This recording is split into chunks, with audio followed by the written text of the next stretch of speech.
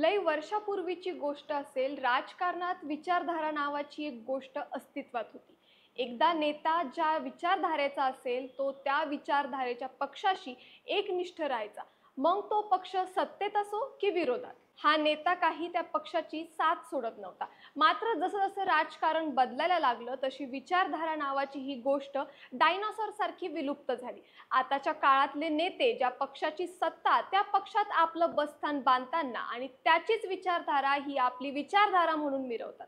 आता लोकसभा निवडणुकीनंतर महाविकास आघाडीची राज्यात लाट सुरू आहे. असं काही नेत्यांना वाटलं आणि त्यांनी महायुती सोडत महाविकास आघाडी आणि त्यातही विशेषतः राष्ट्रवादी काँग्रेस शरदचंद्र पवार पक्षात प्रवेश घेतला.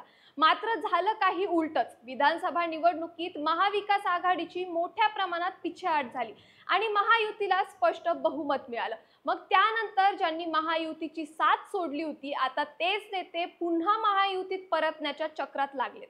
तर यामध्ये कोणाकोणाचा क्रमांक लागतोय हेच आपण आजच्या व्हिडिओत पाहणार आहोत.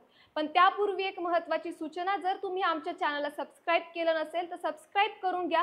तसंच नोटिफिकेशनचं बटन दाबायला विसरू नका, जेणेकरून तुम्हाला अशाच प्रकारच्या विश्लेषणात्मक व्हिडिओजची अपडेट वेळोवेळी मिळत राहील. नमस्कार, मी आर्या राऊत आणि तुम्ही बघताय महाराष्ट्र भूमी. 2014च्या लोकसभा आणि विधानसभा निवडणुकीत भाजपला मिळालेलं यश आणि त्यानंतर सुरू झालेलं भाजप पर्व, या गोष्टी बऱ्याच राष्ट्रवादी काँग्रेसच्या नेत्यांना भाजपकडे खेचण्यासाठी पुरेशा ठरत होत्या. 2014 ते 2019 या काळात शरद पवारांनी भाजपला जेरीस आणण्यासाठी प्रयत्न केले खरे, मात्र ते यशस्वी ठरले नाही. 2019च्या लोकसभा निवडणुकीत महाराष्ट्रात पुन्हा एकदा मोदी फॅक्टर चालला आणि राष्ट्रवादी काँग्रेसला फक्त 4च जागांवर समाधान मानावं लागलं. त्यामुळे झालं असं की 19च्या विधानसभा निवडणुकीपूर्वी राष्ट्रवादी काँग्रेसला मोठं खिंडार पडलं. त्यांनी काळ ओळखत भाजपसोबत जाण्याचा निर्णय घेतला. पण त्यानंतर पवारांनी झंझावती प्रचार करत शिवसेना, काँग्रेस आणि राष्ट्रवादीचं महाविकास आघाडीचं सरकार स्थापन केलं. तसंच भाजपला सत्तेतून हद्दपार केलं. मात्र पुढं शिवसेना पक्षात फूट पडली आणि भाजपनं एकनाथ शिंदेच्या सोबतीनं पुन्हा सत्ता मिळवली. पुढं अजित पवारांनी देखील राष्ट्रवादीत फूट पाडली आणि ते देखील महायुतीत सहभागी झाले. मात्र शिवसेना आणि राष्ट्रवादीत फूट पडल्यामुळे उद्धव ठाकरे आणि शरद पवारांबद्दल एकच सहानुभूतीची लाट तयार झाली. उद्धव ठाकरे हे आजारी असताना भाजपनं त्यांच्या पक्षाचा वजीर म्हणजेच एकनाथ शिंदेंना फोडल्याची बाब महाराष्ट्राच्या सर्वसामान्य जनतेला आवडली नाही. शिवाय महाराष्ट्रात ठाकरे घराण्याबद्दल एक वेगळंच ममत्व असल्यामुळे देखील उद्धव ठाकरेंबद्दलच्या सहानुभूतीनं आणखीनच वरचा पल्ला गाठला. शिवाय शरद पवारांच्या राष्ट्रवादीत फूट पाडल्यामुळे देखील महाराष्ट्राची जनता भाजपवर नाराज झाली. त्यामुळे महाराष्ट्राच्या जनतेसमोर असा नरेटिव्ह तयार झाला की दिल्ली समोर लढणाऱ्या शरद पवार आणि उद्धव ठाकरेंसोबत दिल्लीनं दगाफटका केला. तरीही ते लढतच आहेत. महाराष्ट्र हा दिल्लीच्या तख्तासमोर झुकणारा नाहीये, हा संदेश पवार आणि ठाकरेंनी दिला. शिवाय 85 वर्षाच्या शरद पवारांनी पायाला भिंगरी बांधल्यासारखा महाराष्ट्र पिंजून काढल्यानंतर तर महाराष्ट्रातल्या तरुणांना आपलाच आजोबा लढतोय असं वाटायला लागलं. त्यामुळे महाराष्ट्र एकवटला आणि त्याला जोड बसली ती मनोज जरांगे पाटलांच्या आंदोलनाची. मनोज जरांगे पाटलांनी मराठा आरक्षणाच्या मुद्द्यावरून महायुती सरकारला जेरीस आणलं होतं.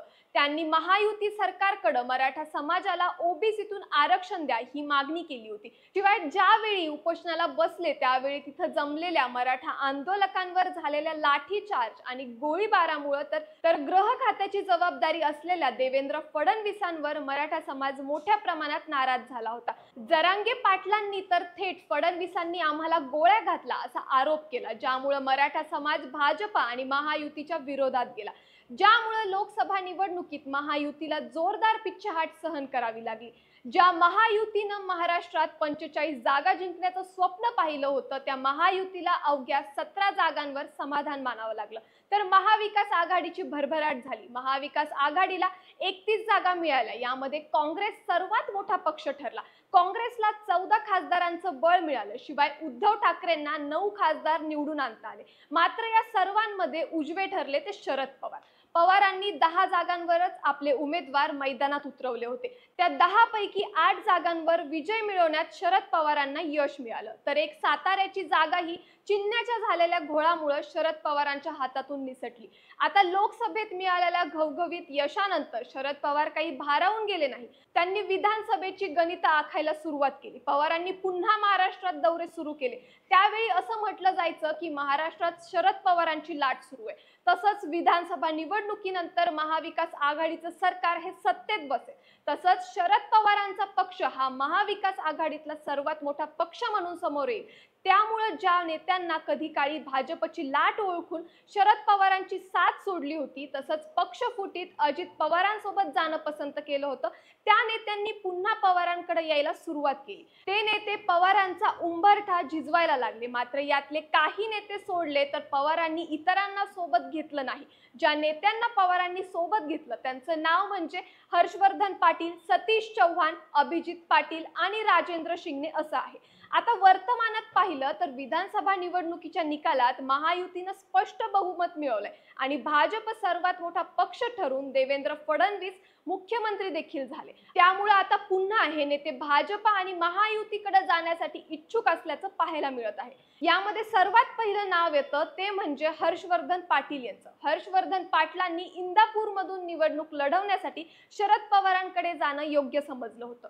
त्यावेळी त्यांना देवेंद्र फडणवीसांनी सल्ला दिला होता की थोडा धीर धरा. मात्र त्यांनी फडणवीसांचं ऐकलं नाही. पुढे निवडणुकीत झालं असं की अजित पवारांचे उमेदवार असलेल्या दत्ता मामा भरणेंनी त्यांचा 19,000 मतांनी पराभव केला.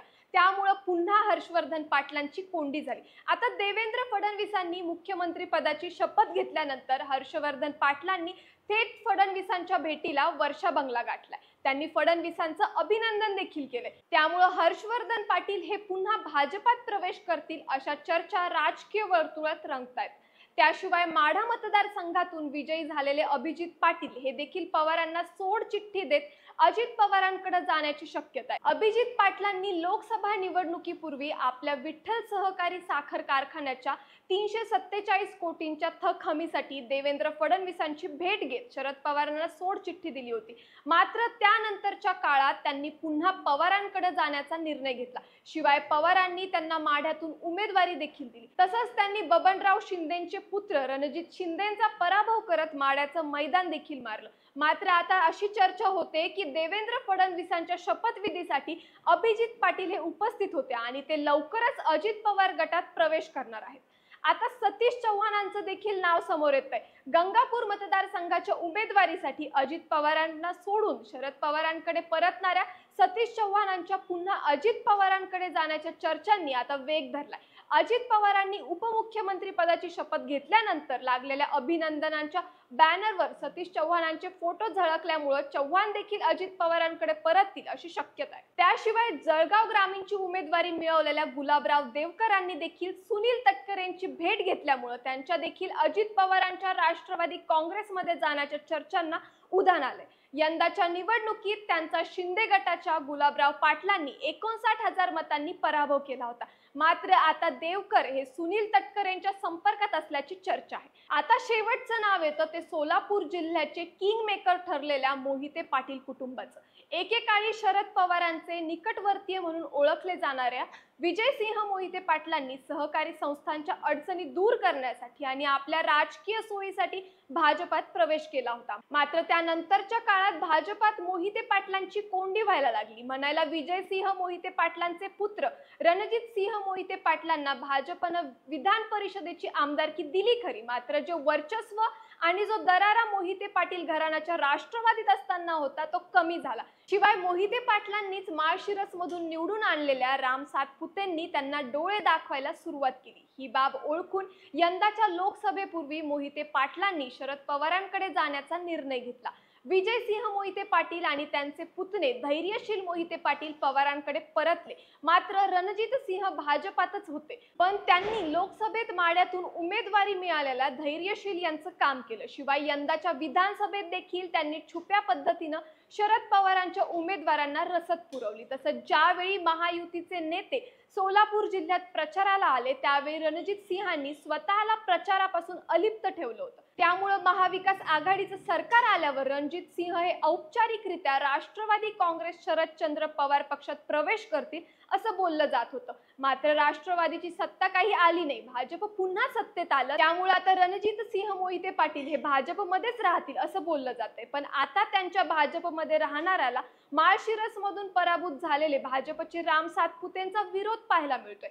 रणजित सिंह मोहिते पाटलांनी आपल्या विरोधात काम केल्यामुळे त्यांच्या पक्षातून हाकलपट्टी करा अशी मागणी सातपुतेंकडून वारंवार होतीये. मात्र आता यावर काय निर्णय होतो हे तर वेळ आल्यावरच कळेल. पण एक गोष्ट आहे की ज्या नेत्यांनी लोकसभा निवडणुकीनंतर काळाचा ओघ ओळखून महायुतीला सोडचिठ्ठी देत शरद पवारांकडे आणि महाविकास आघाडीतल्या इतर पक्षांकडे जाण्याचा निर्णय घेतला होता, त्यांनी पुन्हा भाजप आणि महायुतीतल्या इतर पक्षाकडे परतण्याची तयारी सुरू केली आहे. त्यामुळे येणाऱ्या काळात पुन्हा काही नेत्यांची पक्षांतर होताना पाहायला मिळाली तर याबाबत नवल नसावं. यावर तुमची प्रतिक्रिया काय, आम्हाला कमेंट्सच्या माध्यमातून नक्कीच कळवा. धन्यवाद.